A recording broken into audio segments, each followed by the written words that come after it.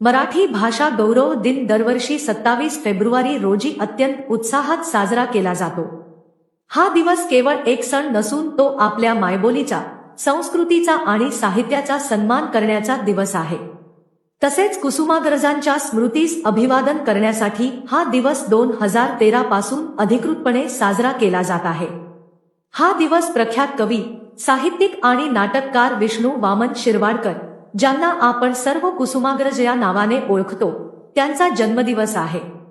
मराठी साहित्यातील त्यांच्या अतुलनीय योगदानामुळे त्यांचा जन्मदिवस मराठी भाषा गौरव दिन म्हणून घोषित करण्यात आला।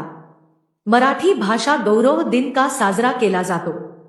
मराठी भाषेचा सन्मान आणि प्रचार प्रसार करण्यासाठी, मराठी साहित्य, संस्कृती आणि परंपरेचे जतन करण्यासाठी, नव्या पिढीत मराठीबद्दल अभिमान निर्माण करण्यासाठी।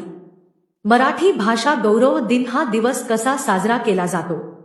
शाळा महाविद्यालयात निबंध स्पर्धा, वक्तृत्व स्पर्धा आणि काव्यवाचन आयोजित केले जाते।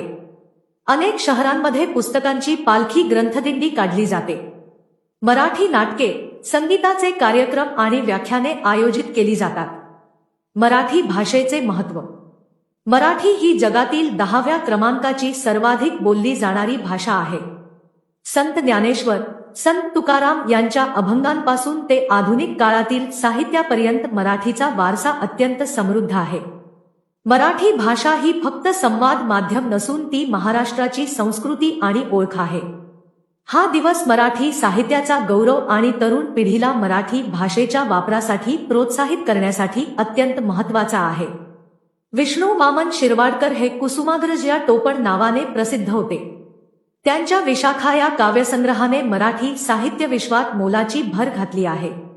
त्यांच्या मराठी भाषेच्या प्रेमापोटी आणि साहित्य क्षेत्रातील योगदानामुळे त्यांचा जन्मदिवस मराठी भाषा गौरव दिन म्हणून निश्चित करण्यात आला।